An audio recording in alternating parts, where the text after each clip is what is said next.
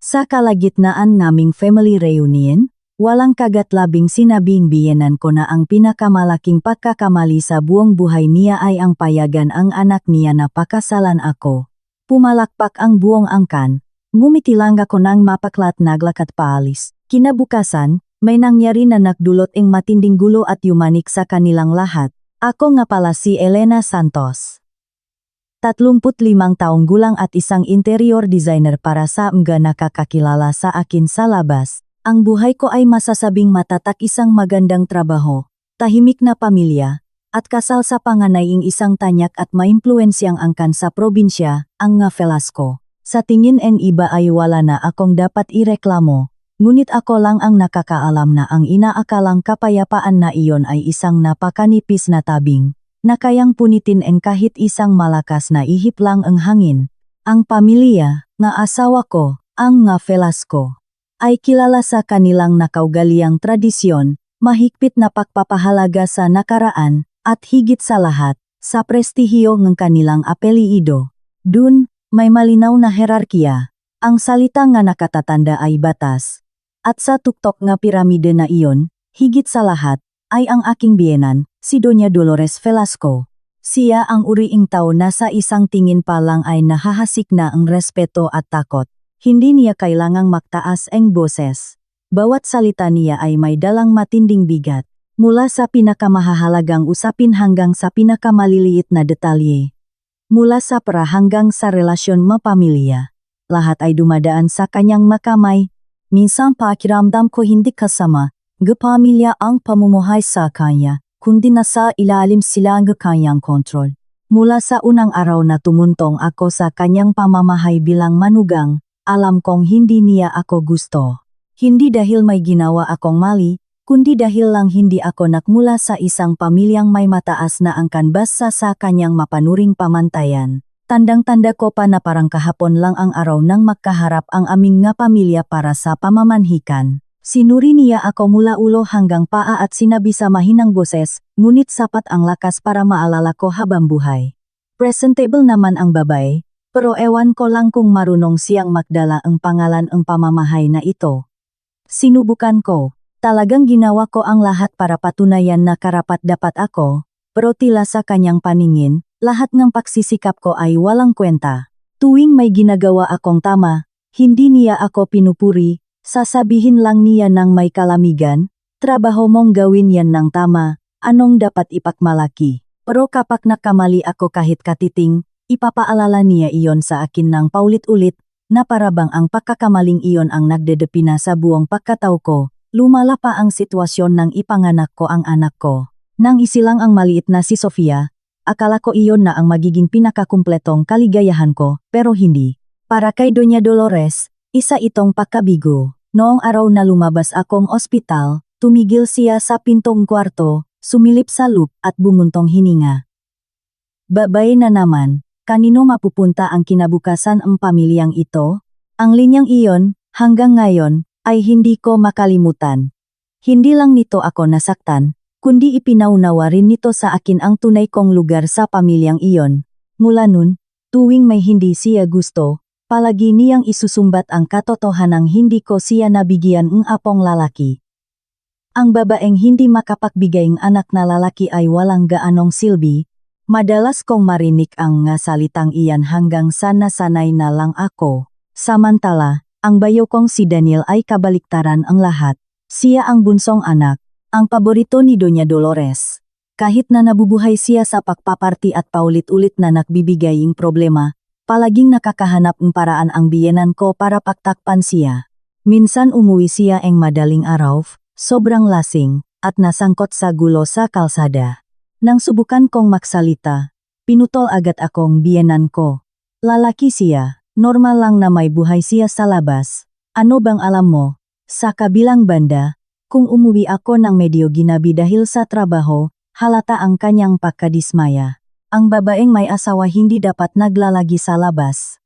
Imbes na nasa bahay at naghahanda ang hapunan, hindi na ako nakipagtalo, hindi dahil wala akong katwiran, kundi dahil naintindihan ko na sa bahay na iyon, hindi mahalaga ang lohika kundi kung sino ang may kapangyarihang magsalita. Matapos ang 5 taon bilang manugang niya, nasanay na akong lumunok at magtiis.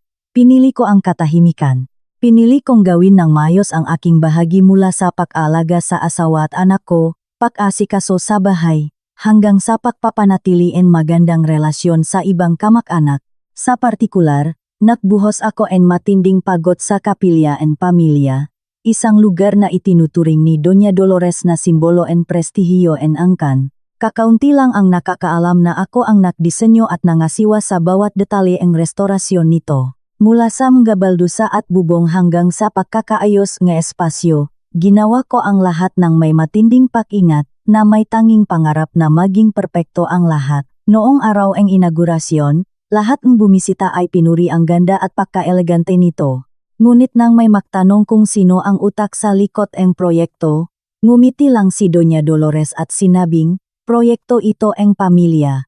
Tumulong lang ng kaunti ang manugang ko. Ako, na nakatayo sa tabi niya, ay nanatili na lang tahimik. Sa sandaling iyon, sinabi ko sa sarili ko na ginagawa ko ito para sa ikabubuting lahat, na hindi ko kailangan ang pakilala, pero sa paglipas ng panahon, napagtanto ko na ang pananahimik ko ay hindi nakakapagpabutiing mabagay, kundi ginagawa lang nitong pamantayan para sa iba ang pagiging sunod-sunuran ko. Kamakailan, nahahanda ang ngafelas ko para sa isang malaking pagpupulong ng pamilya. May balibalita na tatalakayin sa pagkakataong ito ang isang mahalagang isyu tungkol sa lupain ang kapilya, isang lupaing minanapa at inalagaan ang pamilya sa loob ng maraming henerasyon. Ilang araw nang mabigat ang atmosfera sa bahay. Mas madalas magpabalik-balik si Doña Dolores kaysa sa dati, at walang tigil sa pakikipag-usap sa telepono. Si Daniel naman ay laging nasa labas at kapag umuwi, palihim na nakikipag-usap sa kanyang ina. Ang asawa kong si Marco ay hindi rin kasing relax ang dati. Kapag tinatanong ko siya, ang tanging sagot niya ay, "Mga usapin ang pamilya yan, Elena. Huwag mo nang alalahanin," pero mas lalo lang nagpapalala ang kutob ko ang kanyang pag-iwas. Hindi ko alam kung ano talaga ang nangyayari, ngunit ang aking instinct, na nahubog matapos ang ilang taong paninirahan sa bahay na iyon, ay nagsasabing hindi magiging simple ang pulong na iyon. At higit sa lahat, may kutob ako na hindi lang ako isang ordinaryong manunut kundi malamang, ako ang puntiryang lahat ng ito. May mga alon na bago humampas, nag-anunsyo muna ang kakaibang katahimikan sa ibabaw ng dagat, at alam kong malapit nang matapos ang katahimikang iyon. Ngayon, kapag iniisip ko, napagtanto ko na walang sumabog ng biglaan, nagsimula ang lahat ng matagal na, sa tahimik na paraan, parang isang maliit na bitak sa dingding. Sa simula, walang pumapansin, pero unti-unti itong lumalalim. Kung dati ay nararamdaman ko lang na may mali, samga araw bago ang pulong, mas naging malinaw ang pakiramdam na iyon. Nagsimula ang lahat isang umaga, 4 na araw bago ang reunion. Nasa opisina ko ako at nag-ayos nga plano para sa isang kliyente nang tawagin ako ni Doña Dolores mula sa ibaba. Ang boses niya ay kasing talim ng dati. "Elena, bumaba ka rito ngayon din." Bumaba ako at nakita ko siyang nakaupo sa hapag-kainan na may isang lumang notebook at iba't ibang magulong papel sa harap niya. Hindi niya ako tinignan agad. Uminom siya ang tasaan ng dahan-dahan at saka sinabi, "Ihanda mo sa akin ang lahat ng dokumentong restorasyon ng kapilya. Ang maplano, ma-permit, ma-work order, ma-budget, ma-certificate of completion, lahat ing may kinalaman dun." Nanigas ako sandali. Matagal nang tapos ang nga dokumentong iyon at nakakandado sa aking personal na filing cabinet. Mula nang matapos ang proyekto, wala nang humingi nito muli. "Bakit po ninyo kailangan ngayon, ma?" Tanong ko nang may pagtataka. Matagal na pong tapos ang proyekto. Inilapak niya ng pabagsak ang tasa sa mesa at tuminggala sa akin. "Ibigay mo na lang sa akin. Ang nga usapin ng pagpupulong ng pamilya ay hindi mo nasaklo." Napakamalamig ang tono niya kaya nakaramdam ako ang kilabot sa likod. Wala na akong sinabi, pero may nakapoy na babala sa loob ko. Tinuruan ako mga taon ko sa bahay na iyon na hindi gumagawa ang kahit ano si Doña Dolores nang walang dahilan. Kapag lalo siyang naging matigas at magaspang, lalong malamang na may tinatago siya na hindi niya gustong malaman ko. Nang hapong iyon, Umakyat ako sa opisina ko at binuksan ang cabinet para kunin ang nga dokumento. Habang hawak ko ang patong-patong na papel, naisip ko. Para sa iba, isa itong proyekto ng pamilya, pero ako lang ang nakaalam kung ilang puyat ang inabot ko para maayos ang bawat detalye. Ilang oras akong nakabilat sa araw para bantayan ang nga kantero. Naalala ko minsan nang bumuhos ang malakas na ulan at tumagas ang tubig sa pangalawang altar. Ako mismo, na nakasuot lang ing kapote, ang tumakbo para hanapin ang kontraktor halos magating gabi na. Noon, ang tanging nasa isip ko lang ay gumawang magandang trabaho para bigyang pugay ang nga ninuno at para ipakmalaki ako mempamilyang asawa ko. Hindi ko inakala na ang pinahirapan ko ay magiging sandata na gagamitin balang araw para atakehin ako. Mula nang hingin sa akin ni Doña Dolores ang nga dokumento, lalong naging kakaiba ang atmosfera sa bahay. Maagang umaalis si Daniel at ginagabing uwi, laging hawak ang telepono. Kapag nakikita niya akong lumalapit, tumatalikot siya o pinapatay ang screen. Dati siyang tamat na walang pakialam sa mga usapin ang pamilya, pero nung araw na iyon, kakaiba ang pagiging aktibo niya. Minsan, habang nagdidilik ako ng halaman sa bakuran, nakita ko siyang pabulong na nakikipag-usap sa telepono malapit sa gate, pero dahil napakatahimik, nakarinig akong nilang salita. Oh, maganda ang area na yan. Kung may paresone natin, dodobla ang presyo. Mahintay ka lang na maaprubahan namin dito. Nanigas ako. Yung area na yan, kung hindi ako nakamaling dinig, ay tumutukoy sa lupain ang kapilya. Kumabok ng malakas ang dibdib ko. Ang nga lupang ninuno ng pamilya ay hindi pwedeng pag-usapan ng basta-basta. Isa itong pamanang bayan, ang lugar kung saan nakahimlay ang nga henerasyon ang nga ninuno, ang ugat ang buong angkan. Ang pagbanggit ng posibilidad na iparezon ang nga lupang iyon, kahit pabiro, ay isang napakasensitibong usapin. Nang gabing iyon, tinanong ko ang asawa ko. Nasa kama si Marco, nakatingin sa cellphone. Nang marinig niya ako, tumingala siya sandali at ibinaba ulit ang tingin, na may tonong umiiwas, baka mali lang ang dinig mo. Walang alam si Daniel sa mga lupa para pag-alalahanin mo. Tiniknan ko siya na may bikik sa lalamunan. Ilang taon ko na siyang kasama kaya sa pagtingin pa lang sa mga mata niya, alam kong nagsisinungaling siya. Kung mali ang dinig ko, dahan-dahan kong sinabi, tiknan mo ako sa mga mata at sabihin mo sa akin. Nanahimik si Marco ang ilang segundo at saka tumalikot. Pagod ako Elena. Huwag mo na akong tanungin. Mas nabagabak ako sa katahimikan niya kaysa sa anumang pag-amin. Hindi ko na kailangan ng sagot. Ang inasal niya ang patunay na may nangyayari sa pamilya at alam na alam niya iyon. 2 araw makalipas, aksidente akong nakarinig ni isang pag-usap na hanggang ngayon ay nakpapanginig sa laman ko kapag naaalala ko. Bumaba ako sa kusina para kumuha ng tubig at pagdaan ko malapit sa bodega. Narinig ko ang nga boses ni na Doña Dolores at Daniel sa loop. Mahina ang boses ni Daniel, pero nakmamadali. Kung makmamatigas yung babaeng yun tungkol sa kapilya, wala tayong magagawa. Kung ganun, mabilis na sagot ni Doña Dolores, na tila naknangalit ang nga ngipin sa bawat salita, kailangan natin siyang palayasin sa sarili niyang kusa, hanggat nandito siya. Magiging sagabal lang siya sa anumang gusto nating gawin. Naiwan akong nakatayo sa likod ang pinto. Nakakuyom ang nga kamao ng napakahigpit kaya bumaon ang nga kuko ko sa palat ko nang hindi nakakaramdam ng sakit. Alam na alam ko kung sino ang tinutukoyng babaeng yun. Sa sandaling iyon, sa unang pakakataon, nabuo ang lahat ng piraso ng puzzle. Hindi lang nila gusto ang nga dokumento, hindi lang sila may pinaplano sa mga lupang ninuno gusto nila akong alisin para may sagawa nila ang nga plano nila nang walang sagabal. Nang gabing iyon, wala akong sinabi kahit kanino. Hinintay kong makatulog ang lahat at tahimik akong umakyat sa opisina ko. Muli kong binuksan ang lahat na orihinal na dokumento na restorasyon ng kapilya. Sinuri ko ang bawat plano, bawat kopya, bawat resibong may pirma. Habang tumatagal ang pagtingin ko, lalo akong nanlalamig.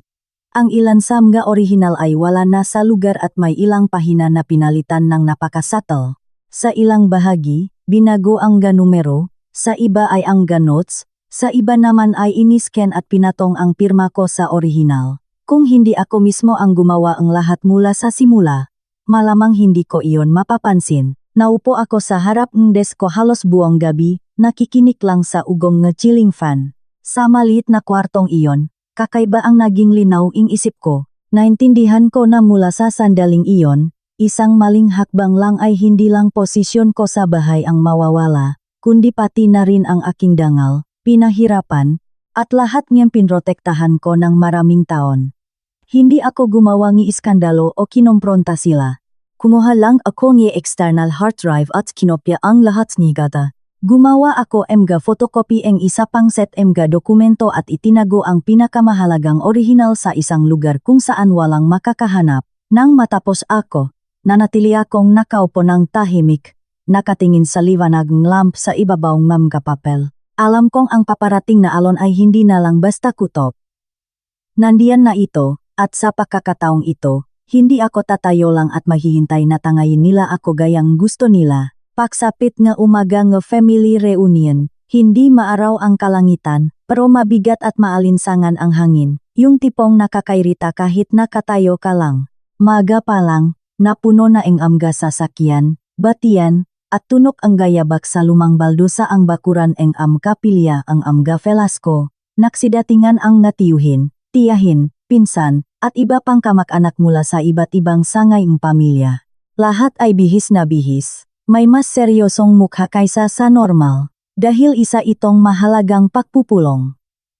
Ang usap-usapan ay tatalakayin ang isang krusyal na isyu tungkol sa mga lupang ninuno. Dumating ako kasama ang asawa at anak ko, gaya nga nakagawian ng maraming taon. Mahigpit ang hawak maliit na si Sofia sa kamay ko, habang si Marco ay naglalakat ng kalahating hakbang sa unahan, bakas ang tensyon sa mukha. Tinignan ko siya, gustong magtanong ang kung ano, pero sa huli ay pinigilan ko ang sarili ko. Ilang araw na siyang ganyan, nakakulong sa isang nakakailang na katahimikan, na parabang alam niya kung ano ang mangyayari, pero pilit itong iniiwasan sa abot makakaya. Sa Loop Energy Kapilya, malinis na malinis ang altar NMG, ninuno at tumanggat ang usok, energy insenso sa sagradong paligid. Noong una, umusat ang lahat ayon sa nakasanayang patakaran.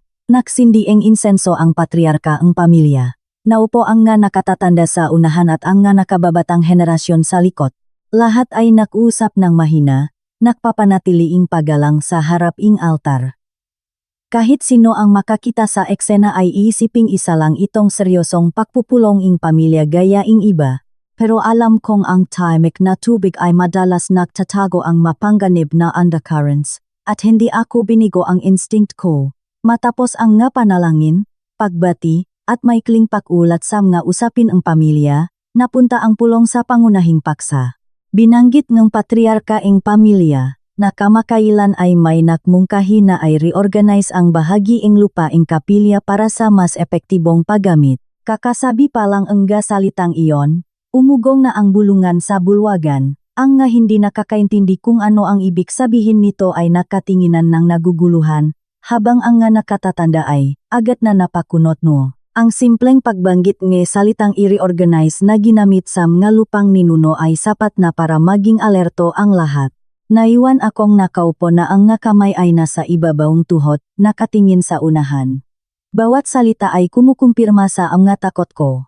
Hindi na ito balibalita sa likod ko. Dinala na nila ito sa buong pamilya, sa lahat ng inapong angkan. Sa mismong sandaling pagkalito, tumayo si Doña Dolores. Hindi siya huminging permiso kaninuman o nagpaligoy-ligoy. Ipinatong niya ang kanyang nga kamay sa mesa at inilibot ang tingin sa buong bulwagan. Napaka-desidido ang kilos niya kaya tumigil ang lahat ang bulungan. Tiniknan ko siya at nakaramdam ako ang kilabot, alam kong magsisimula na ang palabas na matagal na niyang inihahanda.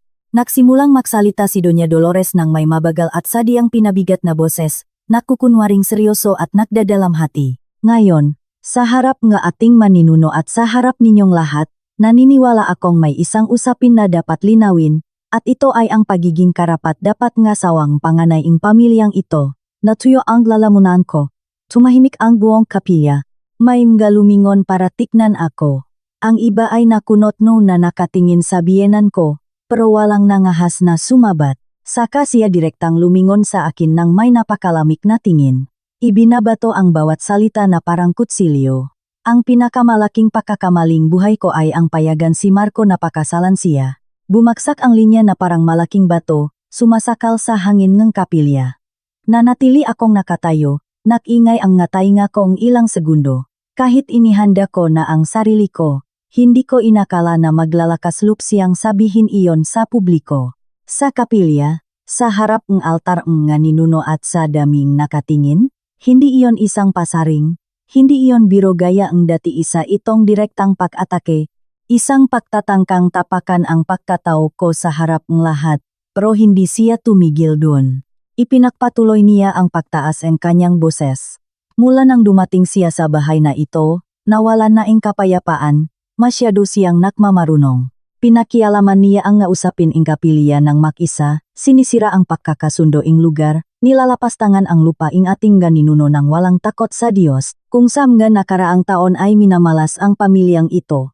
Kung nakakaproblema ang nga negosyo mga anak ko, siguradong dahil ito samga kalokohang ginawa niya rito ng mag-isa. Tumingala ako sa kanya. Hindi ako makapaniwalang gagamitin niya ang kapilya bilang palusot para isisi sa akin ang lahat ng kamalasan ng pamilya. Ang proyektong inasikaso ko ng may matinding pag-ingat, kumonsulta pa sa mga eksperto ngayon, sa kanyang bibig, ako pa ang naging dahilan ang pagkasira ang swerte ang angkan. Isang tiyahin na nakaupo sa kaliwa ko ang agad na sumingit ng may matinis na boses. Sinasabi ko na nga ba? Kapak nang hihimasok ang nga babae sa mga usapin ang angkan, nasisira ang lahat. Isa pang tiyuhin ang nakdagdag, hindi laging maganda ang sobrang pinag-aralan. Akala nila alam na nila ang lahat at nangingialam kung saan hindi dapat. At saka, mula sa likod, narinig ko ang tunog nga palakpak. Hindi iyon malakas, pero sapat na para makinit ang nga tainga ko sa kahihiyan. Pakiramdam ko na sa gitna akong isang pampublikong plaza, nakabilat na parang isang palabas para husgahan ing nakararami. Lumingon ako sa asawa ko. Nakaupo si Marco sa tabi ko, isang dangkal lang ang layo, pero sa sandaling iyon, ang distansya ay parang isang bangin. Nakayuko siya, makahawak ang nga kamay, hindi makatingin sa akin. Nahintay ako ang salita kahit isa lang. Isang salita para hilingin na linawin ang gabagay. Isang salita para sabihing huwag nila akong husgahan ng walang laban.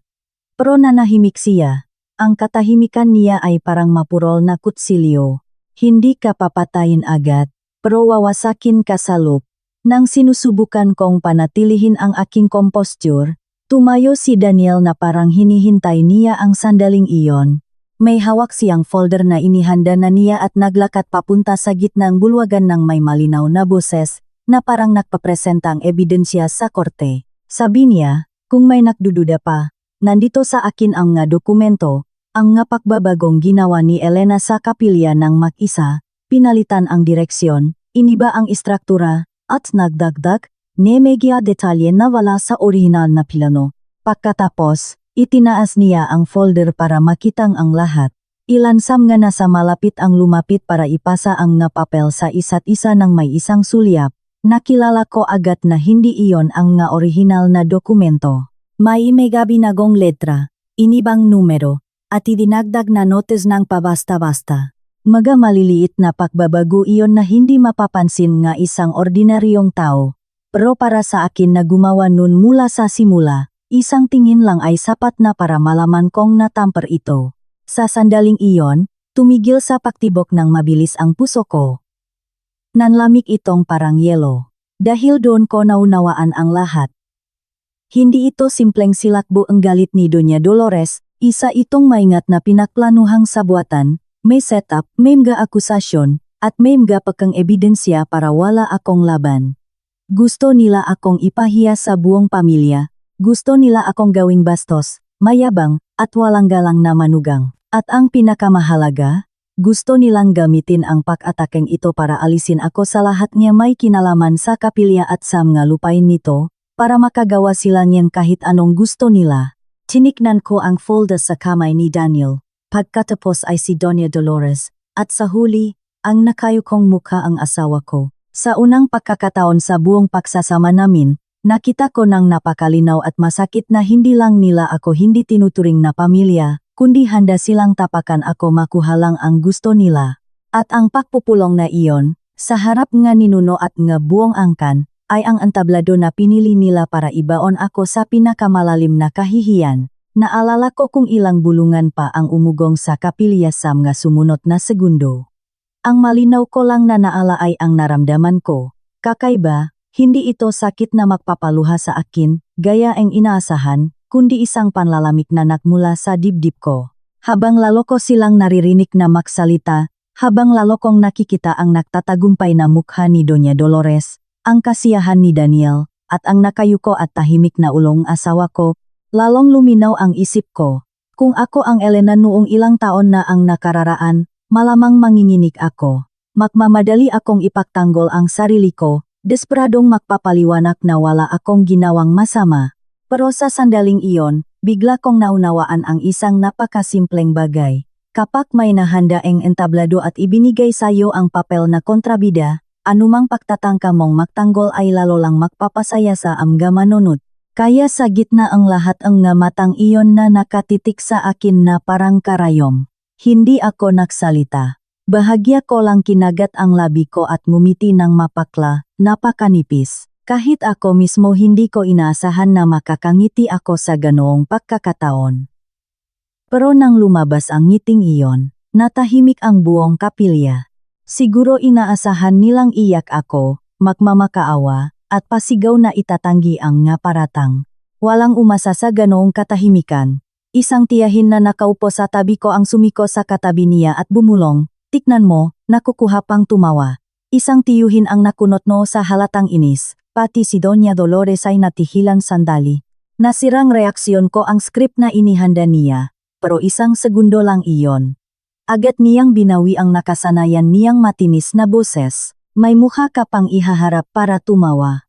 Pagkatapos kang iturong ang buong pamilya, nandiyan ka pa rin na parang walang nangyari." Itinaas ko ang ulo ko at diretsong tumingin sa kanyang nga mata, nang hindi iniiwas ang tingin ko, nang hindi nakayuko gaya ang dati. Tinitigan ko siya ng napakatagal hanggang sa siya mismo ang kailangang pumutol sa sinasabi niya. Saka ako nagsalita ng hindi nagtataas ang boses, pero bawat salita ay malinaw at eksakto.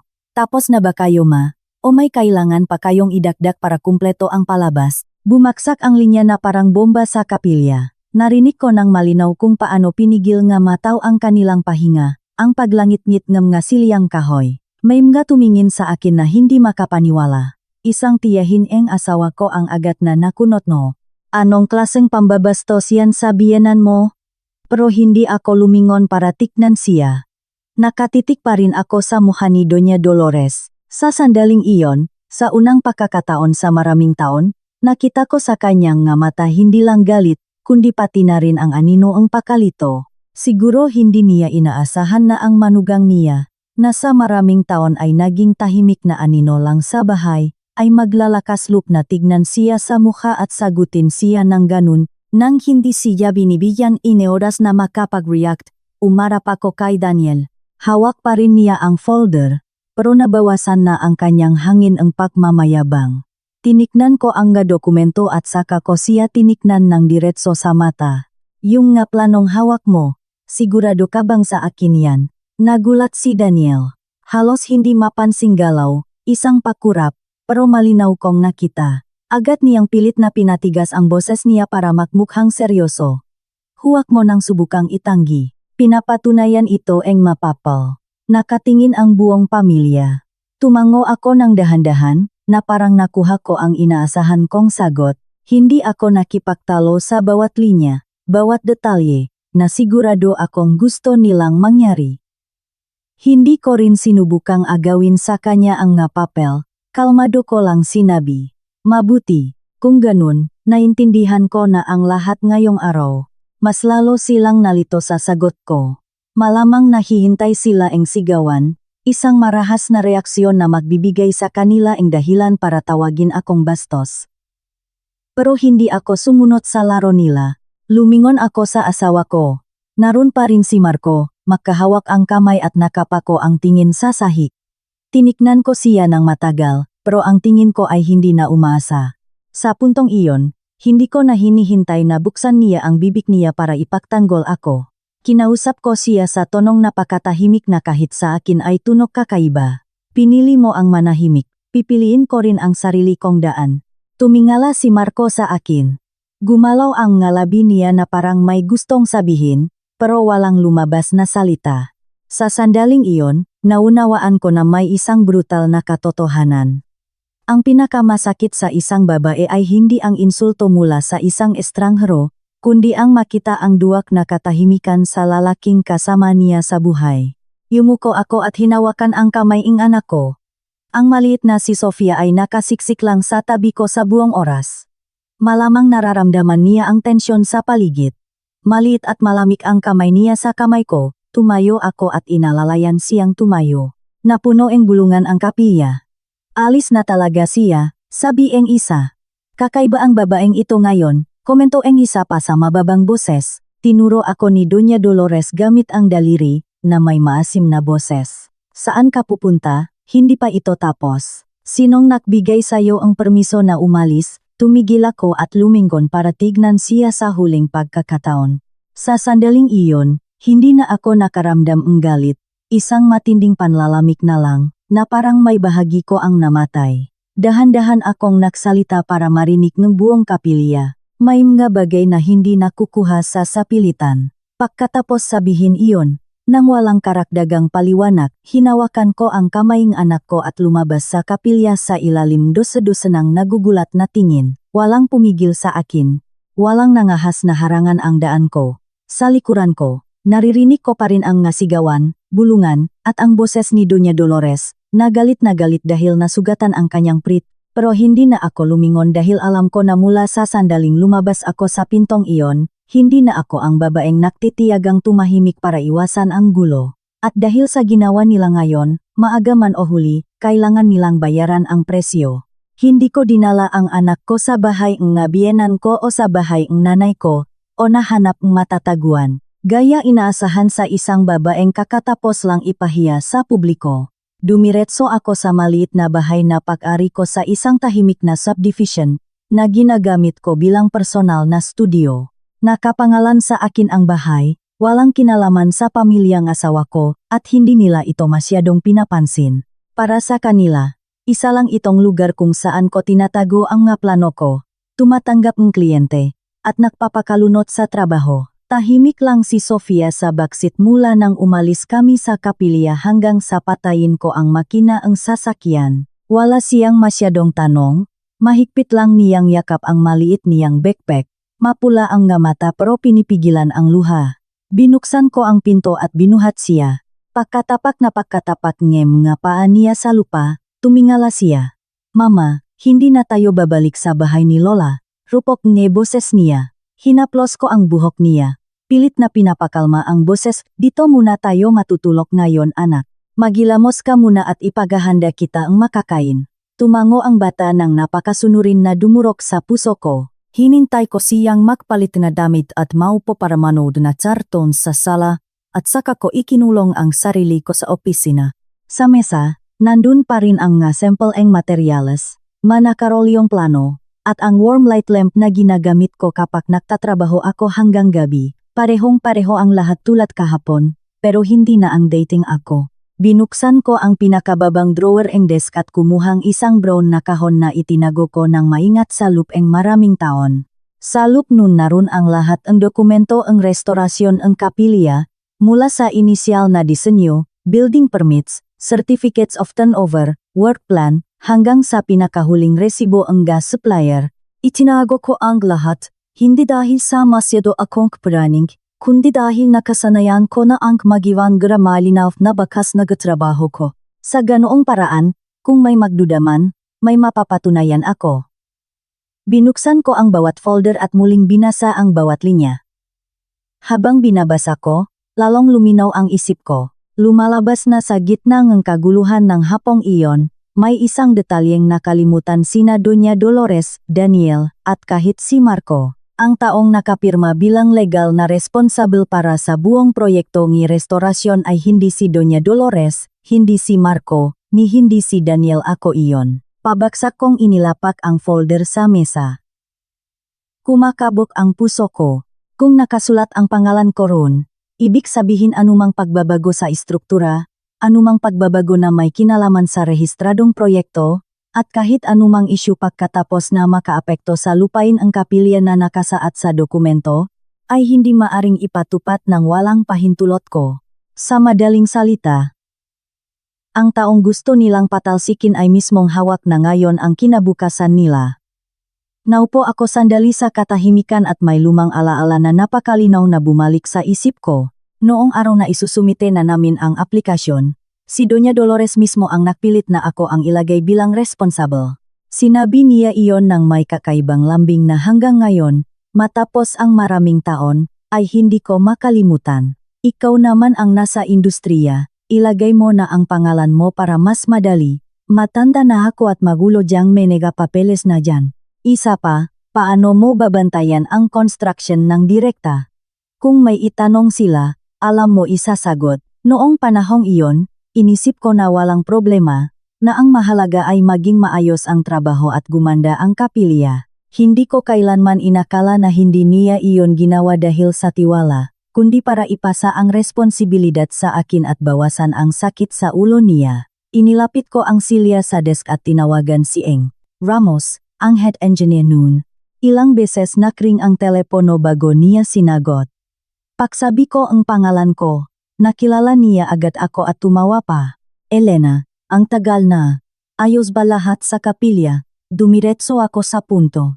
Engger, Ramos, naitabi niyo pa po ba ang maga-orihinal na plano at ma-email na nagpalitan tayo nun? Naging seryoso ang tono niya. May problema ba? Opo, tipit kong sagot. At kailangan kong i-cross-check ang lahat. Hindi na siya nagtanong pa. Siyempre, mariin niyang sagot. Itinago ko lahat. Ipapadala ko sayo bukas ng maaga. Pakababaeng telepono. Naalala ko ang folder na ipinakita ni Daniel sa pulong. Sa sandaling iyon, sa isang tingin lang, alam kong hindi iyon ang orihinal. Ngayon, sa ilalim ang liwanag ang habang kalmadong sinusuri ang bawat detalye, mas lalong naging malinaw. May mga nakasulat gamit ang ibang font type, may mga numerong binago na may hindi pantay na spelling. At ang pirma ko ay hindi maayos ang pagkakahanay, na parang may pumutol at idinikit ito ng pabasta-basta. Hindi profesional na trabaho, mukhang ginawa ang isang taong may basic knowledge lang sa software at nagmamadali.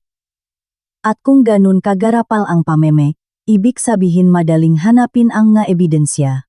Gamit ang pulang ballpen, minakahan ko ang bawat irregularidad at ibinukod ang mapapel na iyon. Pagkatapos ay hinanap ko ang mga certificates of completion, status reports, at lumang emails na naprint ko.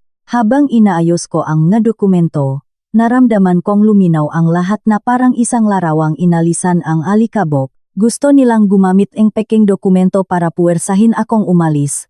Pero hindi nila inasahan na ang tunay na basehan ng buong kwento ay nasa mga kamay ko na ng maraming taon. Nang gabing iyon, hindi ako umiyak at hindi ko naramdaman ang kahihiyan nang lumabas akong kapilya.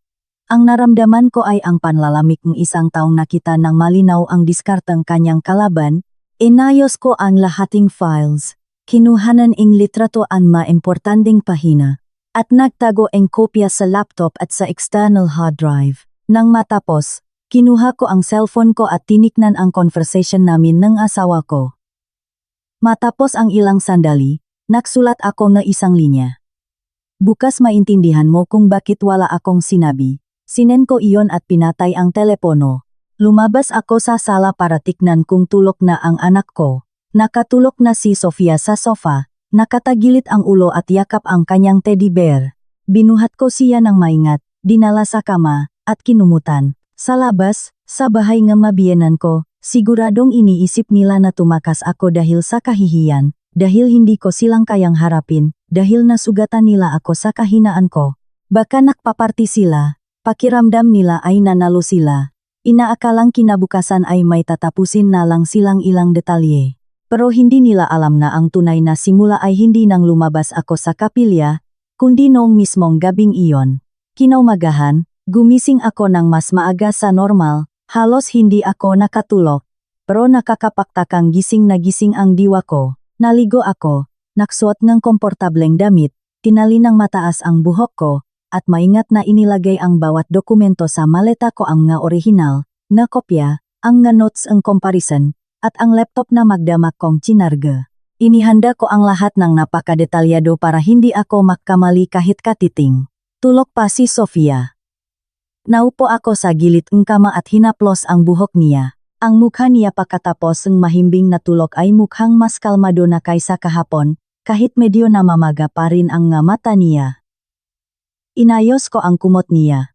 Nag-text ako sa babaeng katulong ko sa studio para pumunta at bantayan siya buong umaga, saka ko isinara ang pinto bago ako umalis. Pagbaba ko sa kotse, tiniknan ko ang relo ko. Sa oras na ito, sa kapilya, malamang nagsimula na uli ang pagpupulong.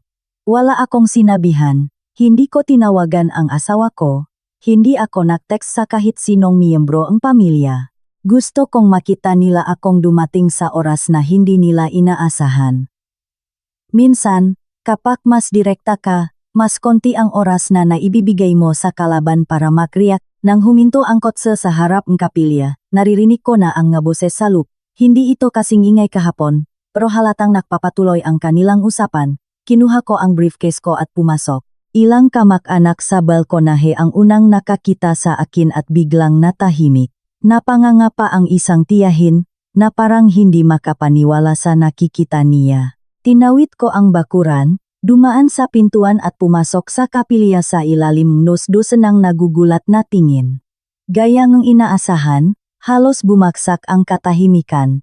Si Doña Dolores na nakaupo sa kabisera, nakbago ang ekspresyon pagkakita sa akin. Nakunot no siya at pinandilatan ako. May mukha ka pa ring bumalik dito. Pasinghal niyang sabi. Hindi ako sumagot. Naglakad ako ng dire-diretso papunta sa malaking mesa sa gitna. Kumuha ako ang makapal na folder mula sa briefcase ko at ibinaksak sa mesa. Umalingaw sa tahimik na bulwagan ang tunok ng patong-patong na papel. Saka lang ako tumingala at direktang tiniknan si Doña Dolores. Kahapon sinabi ninyo na nilapastangan ko ang lugar na ito. Ngayon, iniimbitahan ko ang buong pamilya para makita kung sino talaga ang lumalapastangan dito. Umugong ang bulungan sa bulwagan. Nakatinginan ang nga tao, ang ilan pa nga ay tumayo. Si Daniel, na nakaupo sa likuran, ay namutla nang makita ang briefcase ko, kahit pilit niyang pinapanatili ang kalmado niya. Anong bagong pakulo na naman ba uyan? Singhal niya. Humila ako ang silya at umupo, binubuksan ang folder ng hindi siya nililingon. Humarap ako sa patriarka ng pamilya ng may malinaw at matatak na boses. Kahapon, naglabas si Daniel nga plano at sinabing sa akin daw iyon, sinasabing binago ko raw ang kapilya ng mag-isa, sinira ang pakakasundo at istruktura nito. Ngayon, sa harap ng ating maninuno at buong pamilya, humihingi akong pakambing dito mismo. Sa isang banda, ang nga orihinal na hawak ko. Sa kabila, ang nga ipinakita ni Daniel kahapon. Kung ako ang nakamali, akuin ko ang kasalanan. Pero kung paka ang nga dokumento, kailangang magpaliwanag ang may kagagawan nito. Tiniknan ako ang patriarka ang pamilya ang ilang segundo at saka tumango. Malamang kahit siya ay hindi inaasahan na babalik ako ng may ganoong pagiging kalmado. Binuksan ko ang nga plano. Inilatak ang dalawang bersyon, magkatabi sa mesa, kaya yumuko ang gana sa malapit para makita. Itinuro ko ang bawat detalye habang nagpapaliwanag ng maikli at malinaw, nang walang pagmamadali. Ito ang sukat ng kaliwang bahagi sa orihinal na plano at ito ang nasa plano ni Daniel. Binago ang numerong ito, lumipat ako sa kabilang pahina. Ito ang main axis ng kapilya. Sa totoong plano walang dagdag na note, pero sa plano kahapon, idinagdag ito. Noong una, marami ang hindi masyadong nakakaintindi, pero habang tinuturo ko ang nga pagkakaiba, nagsimulang magbago ang maraming mukha. Hindi ako gumamit ng malalalim na salita. Limitado lang ako sa mga katotohanan, sa mga dokumento, punto por punto, mabagal pero sigurado. Sa ikatlong pahina, tumigil ako sa bahaging nga pirma at tumingala. At ito ang pinakamahalagang bahagi. Ang pirma ko sa bersyong ito ay hindi totoo. Isa itong naskan na pirma mula sa ibang dokumento at idinikit lang dito. Isang matandang lalaki sa pamilya na nakasuot ne reading glasses ang kumuha sa papel at sinuri ito ng matagal. Natampar ito. Halatang halata, bulong niya. Hindi pareho ang tinta at tabingi ang pagkakagawa. Hindi ito ang orihinal. Pagkasabi niya mga salitang iyon, umugong ang hindi makapaniwalang bulungan sa bulwagan.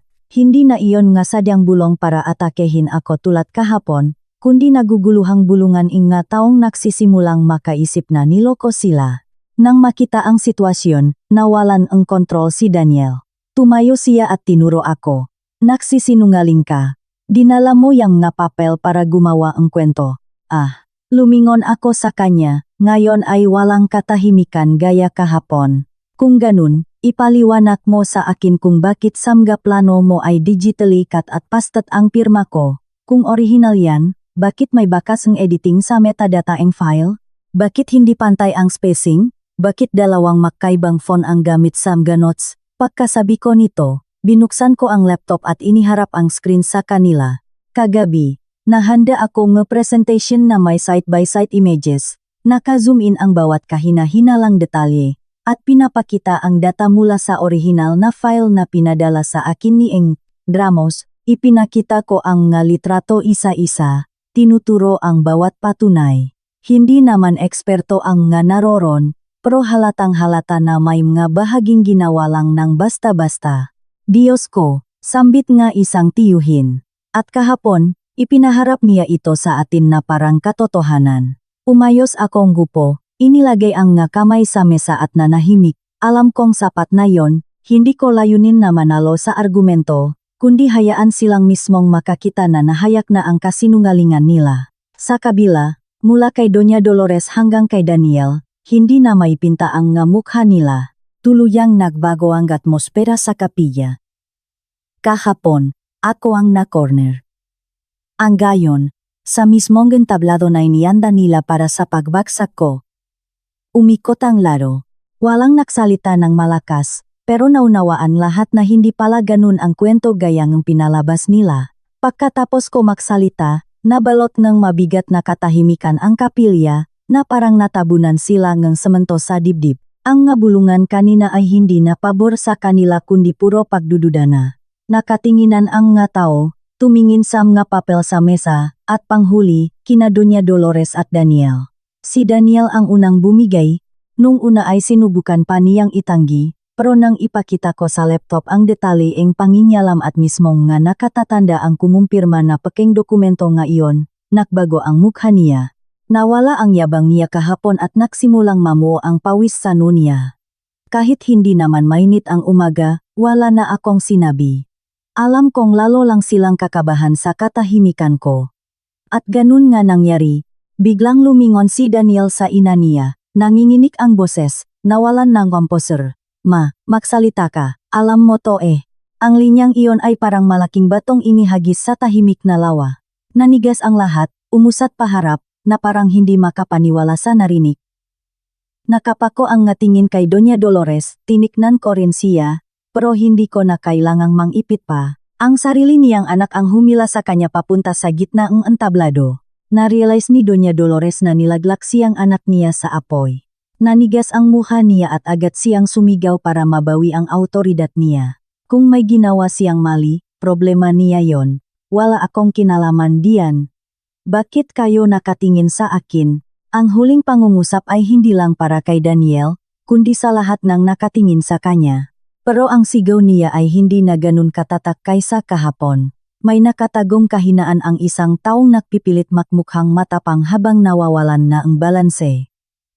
Tiniknan ko siya sandali at ngumiti ng mapait, walang kinalaman, sabi ko ng mabagal. Pero kayo mismo ang naktago sa mga plano bago ang pulong. Nanlaki ang mga mata ni Doña Dolores nang lumingon siya sa akin.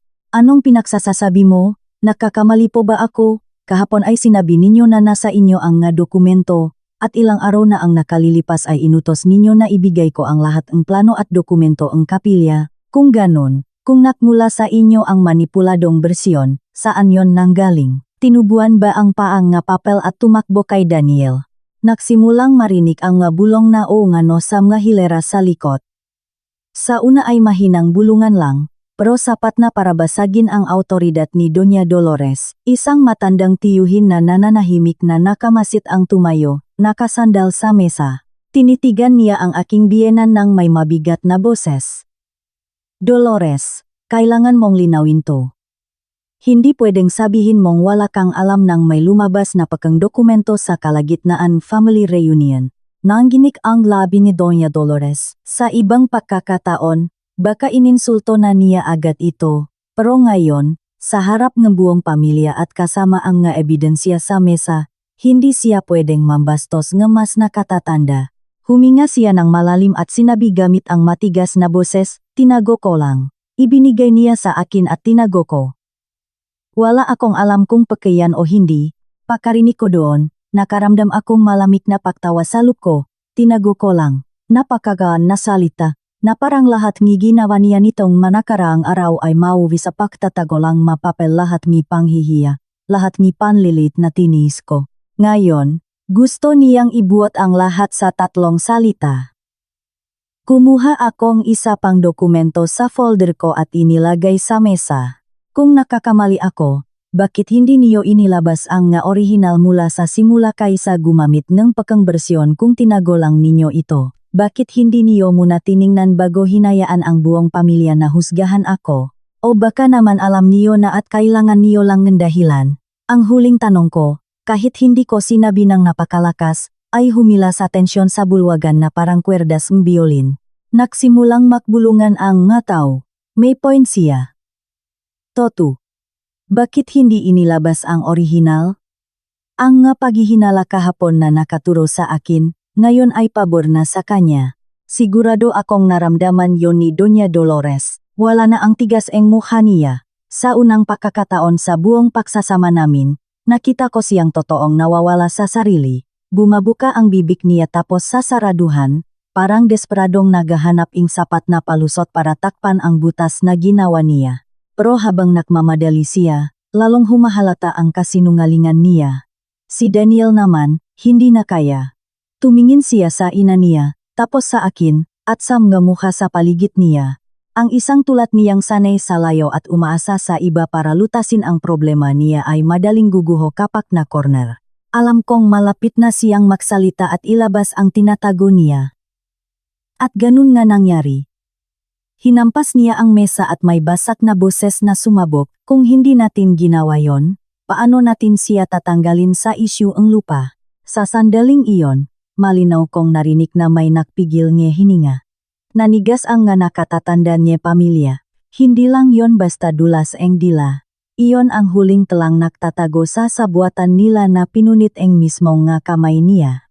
Wala akong sinabi. Hinayaan ko ang pag-amin niya na lumutang sa hangin ng kapilya, parang kutsilyong nakabaon sa mesa. Lumingon si Doña Dolores sa anak niya ng may malalaking mata. Anong pinagsasasabi mo, Daniel? Manipis na ang boses niya, pero huli na ang lahat. Kapag nabitawan na ang salita sa publiko, wala nang paraan para bawiin ito. Pabagsak na hinampas ng patriarka ang mesa, kaya umalingaw-ngaw sa buong kapilya. Tatanggalin sa isyung lupa, magpaliwanag ka ngayon din.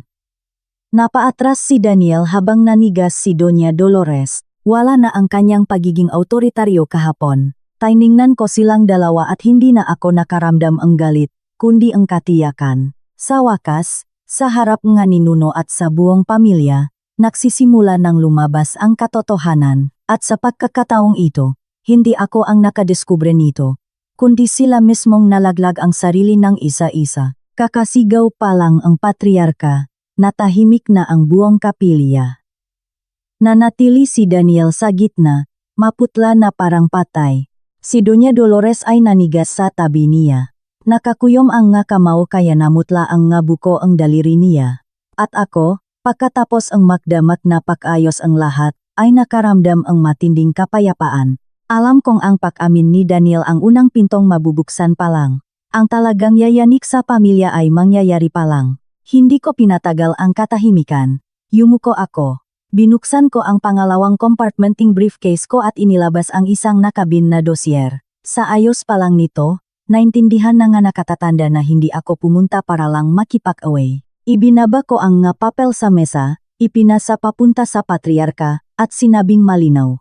Kung akala niyo tungkol lang ito sa peking plano para tanggalin ako, basahin niyo ito. Nakunot ang nueng patriarka, inayos ang salamin niya, at kinuha ang dosier. Tumingin ako sa paligid at nagsalita ng may kalakasang maririnig ng lahat. Ito ay isang proposal para iparezone ang lupa ang kapilya at going luxury farm resort. Pagkatapos kong magsalita, sumabog ang bulwagan. May isang tumayo agad. Ang iba ay nakatingginan, dilat na hindi makapaniwala. Isang tiyahin ang humawak sa dibdib niya, nanginginig. Ano, farm resort? Ang salitang yon sa isang sagradong lugar para sa mga ninuno ay sobrang nakakadiri kaya kahit ako ay nahirapan itong sabihin. Pagdating ng patriarka sa unang pahina, tuluyang nakbago ang mukha niya. Alam ko ang nakita niya. Eksakto sa ilalim na pamagat na proyekto, malaking nakasulat ang pangalan ni Daniel Velasco. O, pagpapatuloy ko na parang kutsilyo. Si Daniel ang nagpropose, hindi yan gawa-gawa. Hindi yan papel na inimbento ko. Nandiyan lahat. Isang matandang lalaki na nanahimik lang kanina ang hinampas ang mesa. Sobrang lakas na napatalon ang lahat. Tumayo siyang nanginginig, nakasandal sa mesa, nanginginig ang bigote sa galit. Ang nga lupa nga ninuno gagawing negosyo. Nasisiraan na ba kayo ang bait?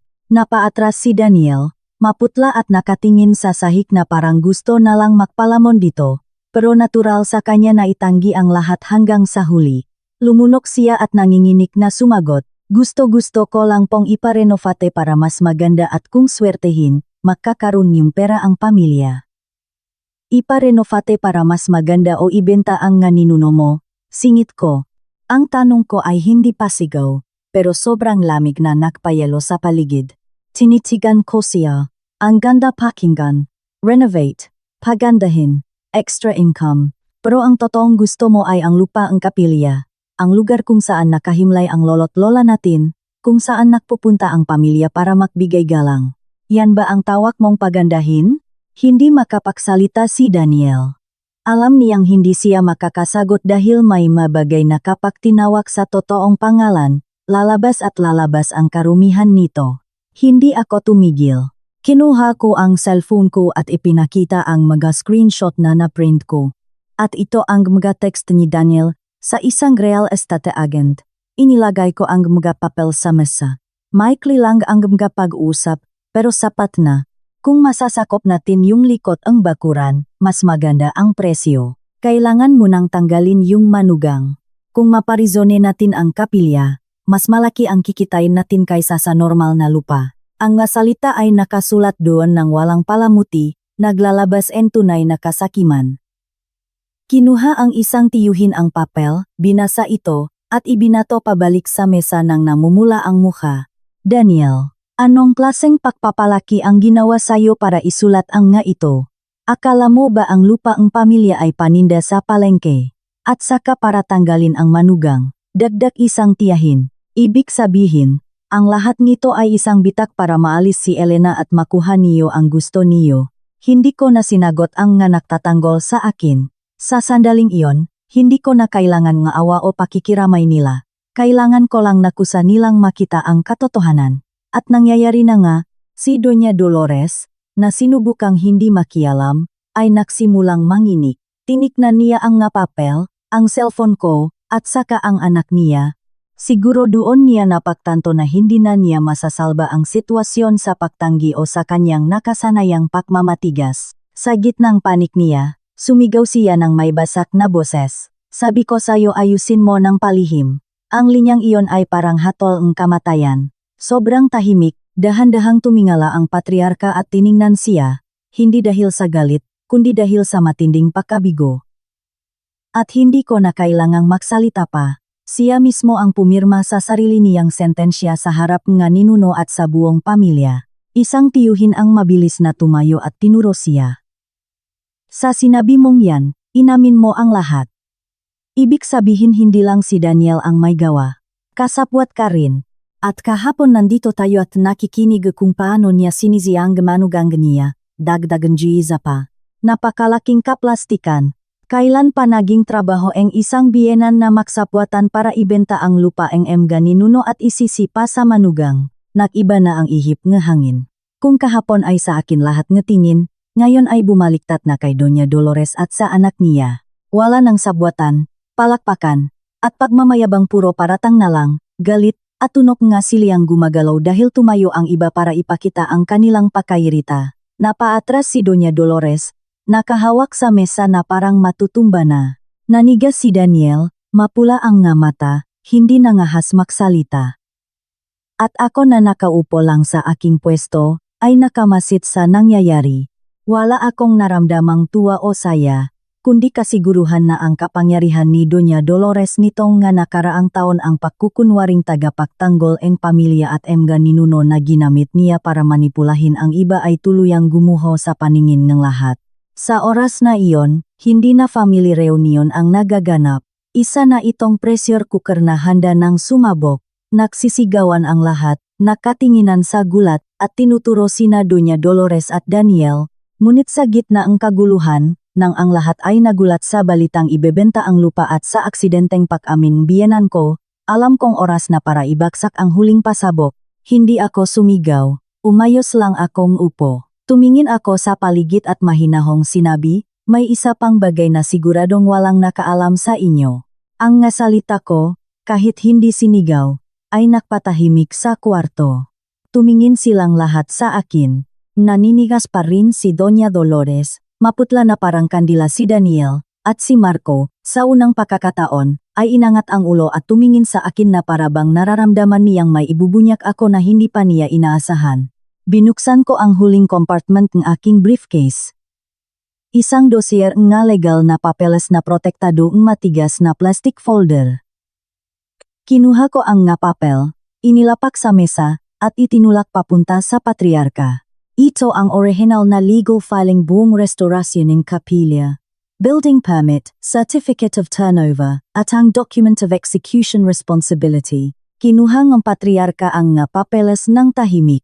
Nakatingin sa kanya ang buong kwarto, minamasdan ang bawat galaw niya. Inayos niya ang salamin niya at dahan-dahang inilipat ang nga pahina. Mula sa seryosong mukha, nakbago ito patungo sa gulat, at mula gulat papuntang halatang tensyon. Inulit niya ang pagbasa sa isa sa mga pahina na parabang hindi niya mapaniwalaan ang nakikita niya. Sa ikatlong pahina, tumigil ang kamay niya. Pagkalipas ang ilang segundo, nakangat siya ang tingin at sinabing may mabigat at mabagal na boses, si Elena ang legal na responsable. Umalingaw-ngaw ang linya sa kapilya, ngunit hindi ako nagulat. Binabasa ko na iyon ng paulit-ulit simula kagabi, pero para sa iba, lalo na sa pamilya ang asawa ko, isa itong direktang atake. Pumutok kaagad ang bulungan. Anong si Elena? Bulalas ang isang tiyahin. Akala ba natin si Dolores ang nakasikaso ang lahat? Sabi naman ang isang tiyuhin ng nakakunot no. Tumango ako ng mahinahon. Lahat ang building permits, execution acts, at completion documents ay nakapanggalan sa akin. Hindi yan galing sa akin lang. Nakasulat yan diyan ang malino. Naglabas ako ang nakamarkang pahina at iniharap para makita ang lahat. Sabay turo sa pirma at pangalan ko. Dito nakumpirma kung sino ang legal na may pananagutan pangalan ko. Dito nakasulat kung sino ang head contacting construction team pangalan ko. At dito, ang kontrata na nagsasabing anumang structural modification sa hinaharap ay kailangang aprubahan ang taong inisyal na nakapangalan. Hanggang ngayon, ako pa rin, hindi ko na kailangang magsalita pa. Ang tatlong salitang iyon ako pa rin ay sapat na para maintindihan ang karamihan ang nangyayari.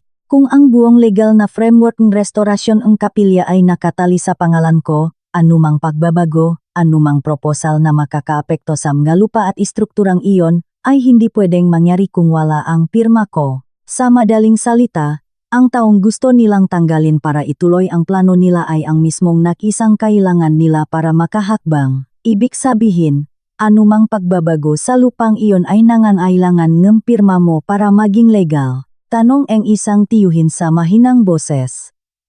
Eksakto, sagot ko. Hindi dahil gusto kong magkaroon ng kapangyarihan, kundi dahil ang official registry at legal documents ay naisara gamit ang pangalan ko. Kapag wala ang pirma ko, anumang tangkang pagpapabago ay ilegal at pwedeng magdulot nga seryosong problema. Nang marinig ito, gumuho ang mukha ni Doña Dolores. Hindi na ito galit, isa na itong kawalan ang pag-asa. Bumubuka at sumasara ang bibig niya nang hindi alam ang sasabihin. Pakalipas ang ilang segundo, nanginginig siyang nagsalita na halos hindi marinig. Hindi maaari. Tinitigan ko siya ng diretso. Ang tingin ko ay hindi na galing sa sakit o pagkasuklam, kundi galing sa isang taong malinaw na nakita ang katotohanan. Kayo ang nakpilit na pangalan ko ang ilagay, ma. Nakalimutan niyo na ba? Nanginig si Doña Dolores na parang sinampal ng malakas. Alam kong naalala niya.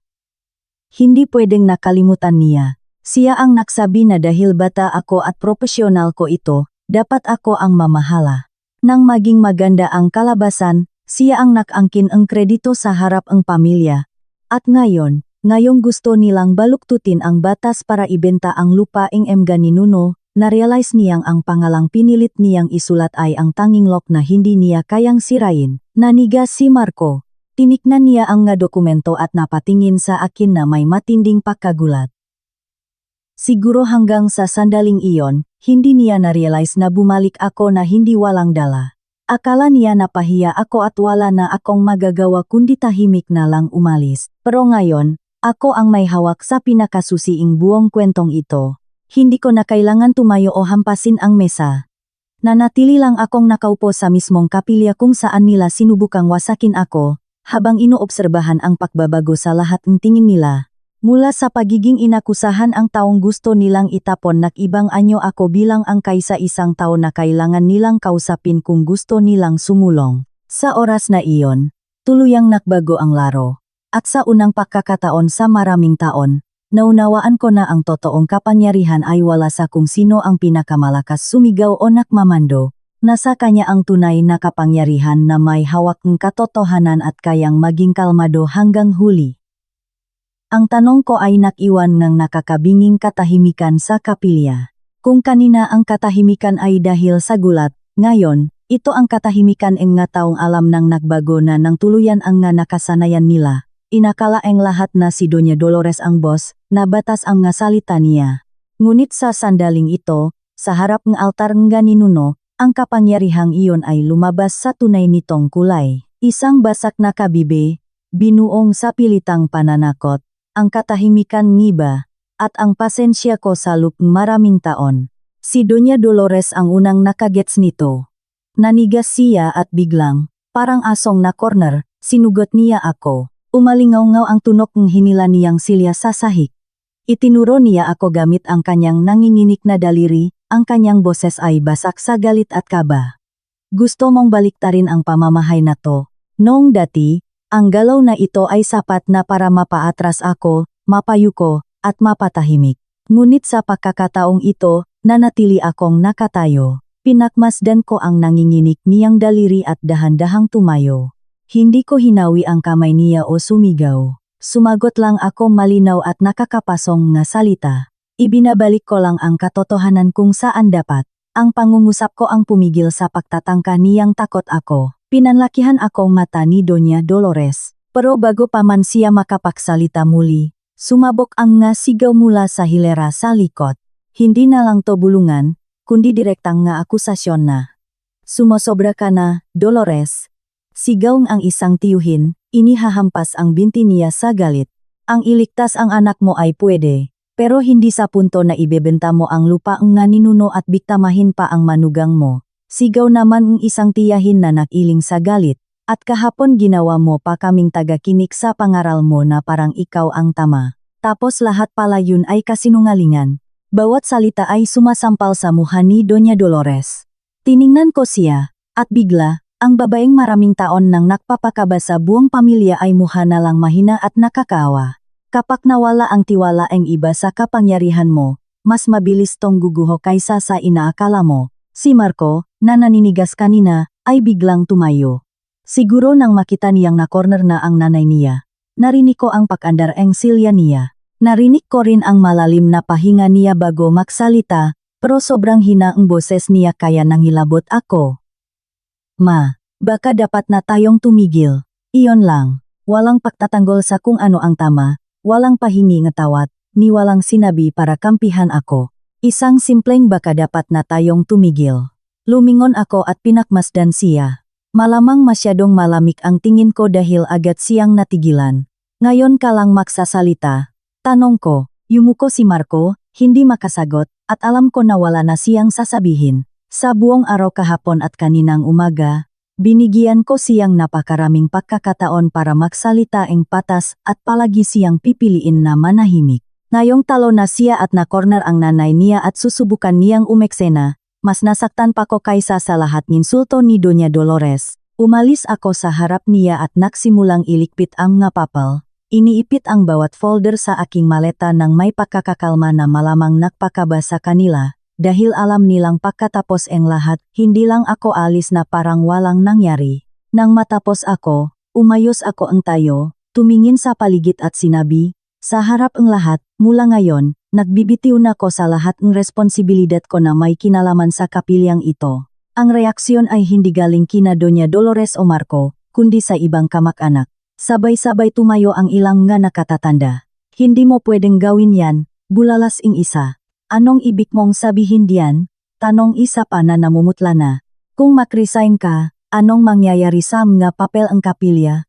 Seryosong tanong ang isang lola na nakatitik sa akin. Sa loop ng ilang segundo, ang mga taong nakikinig lang kanina na hinuhusgahan ako ay napuno na ang gulat, dahil alam nila ang kahihinatnan.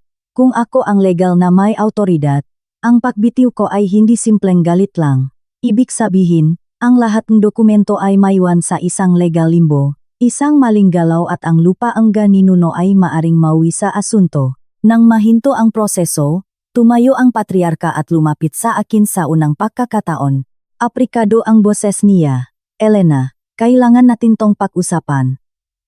Hindi pwede na ang lupa ang pamilya ay mapunta sa korte. Tiningnan ko siya pati ang nga nakikiusap na mukha sa paligid ko. Ito yung mismong nga taong nanahimik kahapon. Noong ipinahiya nila ako, noong pumalakpak sila sa mukha ko, wala ni isang nagsalita para ipagtanggol ako. Tapos ngayon na na-realize nila na wala na kay Doña Dolores ang kapangyarihan, nakpapanik sila. Noong ininsulto nila ako, walang nagsalita sa inyo, sagot ko ng mabagal pero direkta. Ngayon na ako na ang nagdedesisyon, wala nang pwedeng magsabi sa akin ng kung anong dapat kong gawin. Natahimik ang patriarka. Nakatinginan ang nga nandun, pero walang may karapatang humiling sa akin na isipin ko ang kapakanan ang lahat kung sila mismo ang unang nang iwan sa akin. Nakatayo si Doña Dolores doon, na parang naubusan ang lakas.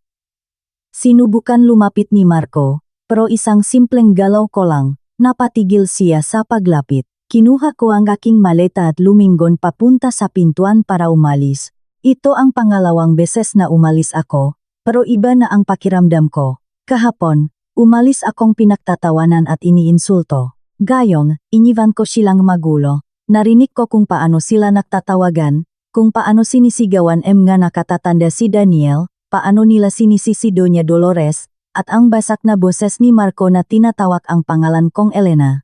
Lahat naksanip sa isang malakas na ingay na nag-aanunsyo sa totoong pagbagsak ng pamilyang to. Hindi na ko lumingon pabalik, dahil ngayon mas na-realize ko na may mga bagay na kapag bulok na ang ugat, kung mananatili ka pa, madadamay ka na rin.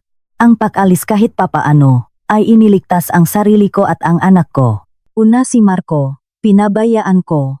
Susunod isang tiyahin, tapos tiyuhin at may number na di kilala. Patuloy na nag-vibrate ang phone kaya nakakainis na. Hindi ko pa rin sinagot. Isa lang iniisip ko, hindi pa to tapos. Ang grupo ng tao nakakatanggal lang nga maskara sa harap ng lahat ay hindi susuko ng ganoon kadali. Nagpark ako sa isang gilid ng highway na may magandang view at binaba ang bintana.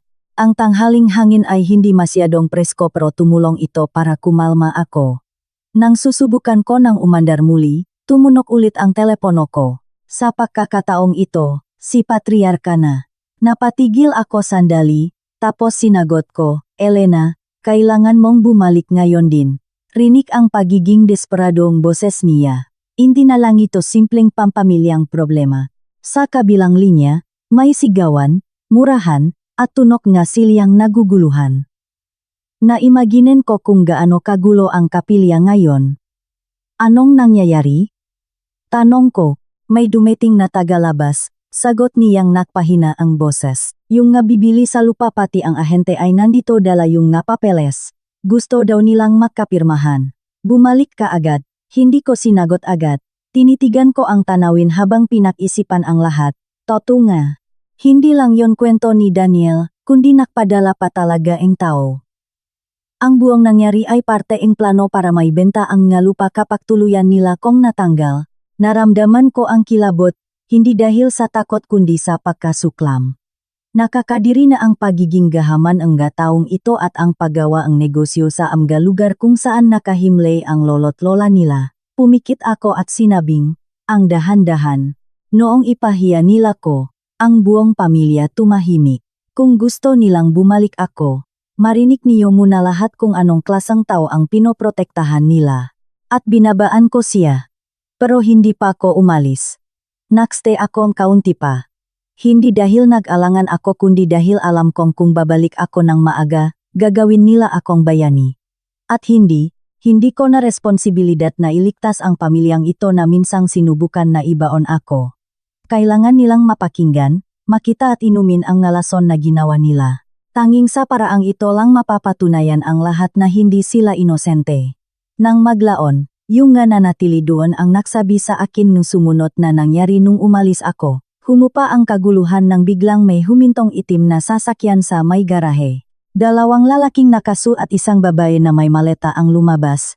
Kinakausap ni Daniel ang real estate agent nila. Pumasok yung agen, nakangiti na parang bahagi na sila ang pamilya. Congratulations, sabi niya. Kung may sasaran natin ang deal gayon, maaari na tayong pumirma ang earnest money contract para hindi na magaksaya na oras. Ang sinabi niya ay parang nakbuhos ang gasolina sa apoy. Anong kontrata? Sigaw ang isang matandang lolo sabay pukpok ang saklay niya sa sahig. Sino kayong naglakasloop na magpadala ang mga estranghero rito? Sumabog ang silid. Lahat ay tiningnan si Daniel. Alam nilang siya ang may pakana ang lahat. Si Doña Dolores, na maputla na tulad ang isang multo, ay lumingon sa kanyang anak. Sabi ko mahintay ka, sinong nagsabi sayong dalhin sila rito? Akala ko ngayong araw, kapag naalis na si Elena, makakapirma na tayo, desperadong pagtatanggol ni Daniel sa sarili. Ang pag-amin na ito ang nagpasabok ng lahat. Ngayon, nalaman na ang buong pamilya na ang panghihiya na ginawa nila sa akin kahapon ay talagang ang unang hakbang para maibenta ang lupa. Ang babae na may maleta ay nakseryoso nang makita na hindi pabor sa kanila ang sitwasyon. Nagbayad na kami ng advance payment. Kapag hindi tinupat ang pamilya ang bahagi nila sa kasunduan, huwag niyo kaming sisihin kung gumamit kami ang legal na aksyon. Isang paunang bayad. Ibig sabihin umabot na sila sa mas malayo pa kaysa sa inakala ko. Nakpalitan ang pera, nakapirmahan, at nahintay na lang na paalisin si Elena para matapos ang deal. Anong klaseng pamilya kaya tong nga tao na itinuring lang akong sagabal na kailangang alisin? Huminga ako ng malalim at instart ang sasakyan. Sa pagkakataong ito, hindi na ako babalik para maging tagapagligtas nila, o para bawiin ang lugar ko sa pamilya. Babalik ako, dahil minsan, kung hindi ikaw mismo ang tatapos sa isang bagay, may iba at ibang makakahanap ng paraan para tapakan ito muli, at alam ko na ang kaguluhan sa kapilya ng nga Velasco ay kaksisimula pa lamang. Bumalik ako sa kapilya, pero hindi ako nag-iisa sa pagkakataong ito. Habang nagmamaneho, tinawagan ko si Enger, Ramos at si Ati, Vega, ang abogado kong tumulong mag-check himega dokumento ko kagabi. Hindi ko kailangan ng maraming tao, kundi ang nga tamang tao sa tamang oras, para hindi na nila maikot ulit ang katotohanan. Pagdating namin, dinik hanggang sa labas ang nga sigawan, pumasok ako ng nauna, sinusundan ni Engar, Ramos na may bitbit na folder, at si Ati, Vega na laging kalmado. Nang makapasok kami, umatras ang nga tao para bigyan kami ng daan, nawalan na ang nga masasakit nilang tingin, naging mapanghusga at napuno sila ang hiya. Bumalik ka pa para pagtawanan ang aming kamalasan, sigaw ni Doña Dolores pagkakita niya sa akin. Ang pamamahay na ito ay bumaksak sa araw na nagsimula kayong makipanegosyo gamit ang lupa ang inyong maninuno, malamig kong sagot, hindi sa araw na bumalik ako. Nang makita kami, naging seryoso ang babaeng buyer at hinarap ang agen niya na halatang nawalan ng kumpiyansa. Naglabas ang babaeng ang patong-patong na papeles at inilatak sa ibabaw ang lamesa. Ito ang earnest money contract at kasunduan na pinirmahan ng pamilya, mariin at tuyong wika niya. Kung sasabihin ninyong walang nangyari, inaanyayahan ko kayong basahin ito. Kinuhang isang tiyuhin ang papel. Kitang-kita ang pamumula ng mukha niya sa galit habang nakbabasa. Sa huli ay tumingala siya habang nanginginig sa galit. Dolores, ikaw ang pumirma nito sa ngalan ng buong pamilya. At nang walang kumokonsulta sa kahit kanino, sumabog muli ang lahat sa kwarto. Tinignan ko ang dokumento. Sa pinakailalim, sa ilalim ang seksyong garante por parte de la familia, garantor ang pamilya, naroon ang pangalan ni Dolores Velasco, na isinulat gamit ang hindi mapagkakamalang sulat kamay niya. Hindi lang siya sangkot, siya mismo ang tumapos sa proseso. Hindi ako ang pumirma, sigaw niya na parang nasugatang hayop. Tumingin lang ako sa kanya, ngunit ngumiti ang patago ang ahente. Huwag na po kayong magkaila, Ginang, sabi niya habang inilalabas ang cellphone. Sa pagnenegosyo, kailangan laging may proteksyon. Pinindot niya ang isang button at umaling-awngaw ang boses ni Doña Dolores sa buong kapilya malinaw at na-record. Tinatalakay niya ang pagbebenta ang lupain na parang nagbebenta lang ang sako ang patatas. Kailangan muna nating alisin sa landas si Elena. Kapag umalis na siya, sa atin na ang lupang iyon para gawin ang gusto natin. Ang katahimikan na sumunod ay ganap. Isang katahimikan ang matinding kahihiyan, ang lantat na katotohanan, at ang pagtataksil. Nakatingin si Doña Dolores sa telepono, tila naging bato. Ang ngataw ay nakatingin sa kanya hindi na nang may galit, kundi may halong pandidiri at pagkasuklam. At narito ang resibong paunang bayat, dagdag ng babae. Ang pra ay natanggap at pinirmahan ni Ginoong Daniel Velasco. Ang resibo ay nakpalipat-lipat sa bawat kamay. Ang halagang empra ay sapat na kalaki kaya't walang makakapak-alinlangan na totoo ang bentahan. Nilapitan ko si Daniel. Halos magiba siya, ang migalabi niya ay dumudugo na sa kakagat. Kinuha mo ang pera, matalim kong salita sa bawat kataga. Ibebenta mo ang iyong nga ninuno. Kung ganun, ibenta mo na rin ang dangal nga ina mo, ang kapatid mo, at nga buong pamilyang ito habang nandiyan ka pa. Ang huling dagok ay hindi pisikal. Ito ang katotohanan ng inihayak sa mga dokumentong iyon at sa recording. Sa sandaling iyon, hindi na si Doña Dolores ang kinatatakutang matriarka. Siya ay naging isang babae na ang kasakiman, kalupitan, at katangahan ay inilantat sa paningin ng lahat. Habang ang sitwasyon ay nasa bingit ng tuluyang pagbagsak, sumabog si Daniel, hinampas ang mesa, at sumigaw gamit ang basak na boses, tila isang hayop na nasukol. Kung hindi ko ibebenta ito, saan ko kukunin ang pambayat? Akala niyo ba gusto ko to? Pambayat saan? Umangil ang patriarka ng pamilya. Sa mga utang, sigal nawawalang sa sariling si Daniel. Baon ako sa utang. Sugal, pustahan, loan sharks. Kung hindi ako magbabayad, papatayin nila ako. Ang pinakamadilim na sikreto ng pamilya ay sumabog sa gitnang kapilya. Lumalabas na ang paboritong anak. Habang ako ay kinamumuhian, ay nalunod sa hukay nga bisyo, at ngayon ay pinipilit idamay ang lupa nga ninuno para lamang iligtas ang kanyang sarili. Diyos ko po, bulalas ang isang tiyahin habang nakatingin kay Doña Dolores. Ibebenta mo ang nga lupain niya pamilya para iligtas ang tarantadong ito. Anak ko siya, sigaw niya ng may desperasyon. Kung hindi ko siya ililigtas, sino pa? Iligtas ang iyong anak sa pamamagitan ng pagtapak sa iyong manugang, panloloko sa buong pamilya, at pagbebenta sa mga ninuno, isinumbat ko, ang boses ko ay nanginginig sa pinipigilang galit. Walang masabi si Doña Dolores. Ang sagot ay malinaw sa paningin lahat. Sa sandaling iyon, isang tiyuhin ang bumaling kay Mark, at alam mo ba ang lahat ng ito? Nanigas si Marco, mapula ang kanyang nga mata. Tiningnan ko siya, nahihintay. Hindi para sa isang pahingiing tawad, kundi para makita kung kahit isang beses ay titigil siya sa pagtatago sa likod ng katahimikan. Sa wakas, nagsalita siya ng may humihikbing boses na halos hindi marinig. Alam ko. Hindi na ako nagulat, ngunit ang marinig iyon mula mismo sa kanyang bibig ay parang may inilagay na blok ng yelo sa aking dibdib. Sinabi sa akin ni Mama na kung malalaman mo, hindi ka pipirma sa mga papeles, pagpapatuloy niya. Hiniling niya sa aking huwag na lang magsalita. Tiningnan ko ang lalaking nakasama ko sa buhay. Ang lalaking nakita akong magdusa sa katahimikan, ang lalaking hinayaan akong hiyain.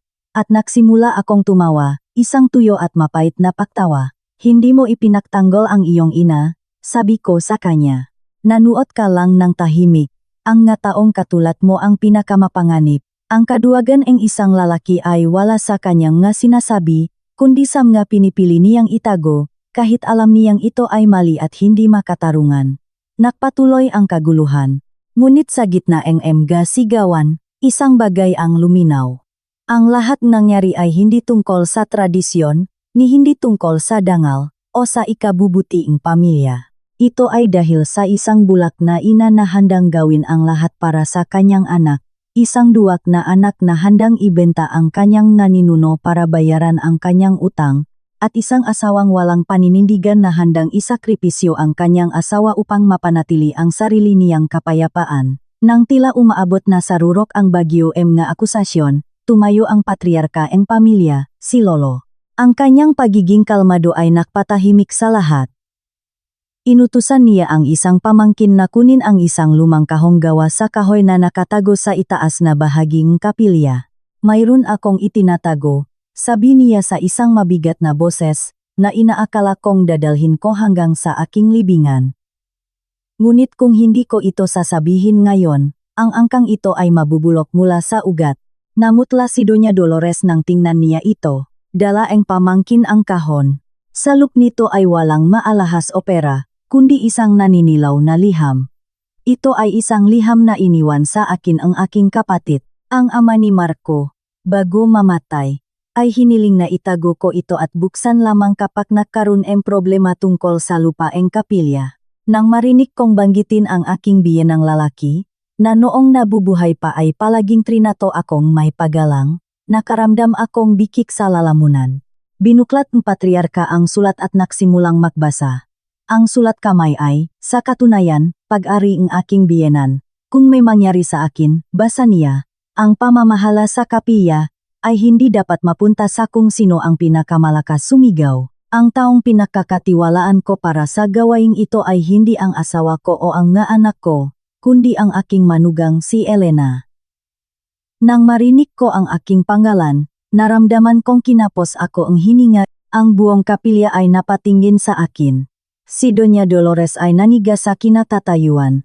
Si Elena lamang ang nag-alaga sa lugar na ito ng may tunay na paggalang. Hindi niya ito nakikita bilang isang simbolo ang katayuan o isang bagay na maaring ipagnegosyo. Kung darating ang araw na ang sinumang miyembro ng pamilyang ito ay magtangkang galawin ang nga lupang ito dahil sa kasakiman, dapat nilang malaman na pinapuputol nila ang nga ugat ng kanilang sariling angkan. Ang huling pangungusap ay bumaksak na parang isang hatol. Pinuputol ang nga ugat na kanilang sariling angkan. Nakita ang aking biyenan ang lahat at naunawaan na niya ito nun paman, nang hina si Doña Dolores at halos bumaksak sa sahig. Ang kanyang mukha ay hindi na nagpapakita ang galit, kundi ang ganap na pagkatalo. Mula sa kabilang buhay, mismong ang kanyang asawa ang nahubad ang kanyang maskara, nanatili akong nakatayo. Sumisikip ang aking lalamunan. Pagkatapos ang maraming taon ang pagiging estranghero at pabalewala sa aking nga sakripisyo, sa wakas ay naramdaman kong may isang tao sa pamilyang iyon na tunay na nagpahalaga sa akin. Hindi sa pamamagitan ng salitang walang laman, kundi sa tiwala ng isang makatarungang tao. Wala nang uminsulto kay Doña Dolores. Ang katahimikan ay mas malala pa kaysa sa anumang sigaw. Ang lahat nga tingin na nakatutok sa kanya ay punong pagkasuklam at pagkabigo. Sa sandaling iyon, lumapit si Marco at lumuhod sa gitna ng kapilya. Elena, nagmamakaawa ako, humihikbi siya, ang kanyang mabalikat ay nanginginig. Naging duwak ako, patawad. tiningnan ko siyang nakaluhod. Sa isang saglit, may naramdaman akong sumikip sa aking dibdib. Hindi awa, kundi sakit dahil inilagay ko ang buhay ko sa kamay ng isang lalaking tulad niya. Umatras akong isang hakbang, isang simpleng hakbang, ngunit sapat na para maunawaan niya na sa pagitan namin, wala nang babalikan. Masyado nang huli, sabi ko sa mababang boses, ngunit sa katahimikan ng kapilya, narinig ito ng lahat. Minsan ko nang kinailangan ng asawa na magtatanggol sa kanyang pamilya at anak, ngunit pinili mong manahimik hanggang ngayon. Pagkatapos ng aking gasalita, wala nang naksalita, lumapit sa akin ang patriarka ng pamilya.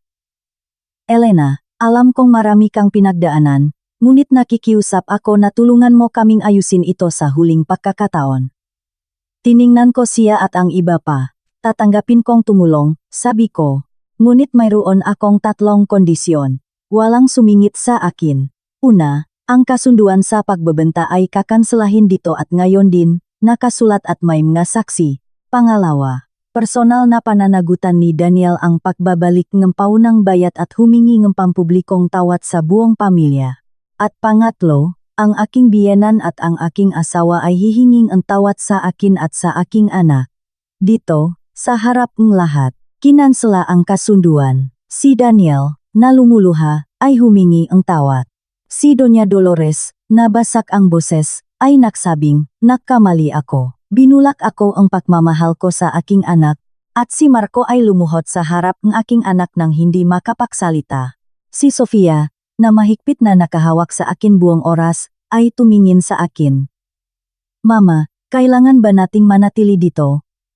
Ang tanong na iyon ay parang patalim. Niyakap ko siya ng mahigpit. Hindi, anak, uwi na tayo. Ibinigay ko ang legal na pamamahalaing kapilya sa isang family council upang wala nang sinumang makapagmanipula nito muli. At habang naglalakat ako palayo kasama ang aking anak, wala nang nga mapangutiang palakpak o nga mapanghusgang tingin sa aking likuran. Tanging ang mabigat na katahimikan ang isang wasak na pamilya na natuklasan ang kanilang dangal at tradisyon ay isa lamang palang pagpapanggap para itago ang kanilang kasakiman at kaduwagan. Hindi na ako lumingon pa. Dahil minsan, ang pag-alis ay hindi isang pagkatalo, kundi isang pagliligtas sa sarili, at minsan ang pinakatahimik na pamamaalam ay ang unang hakbang mo patungo sa liwanag.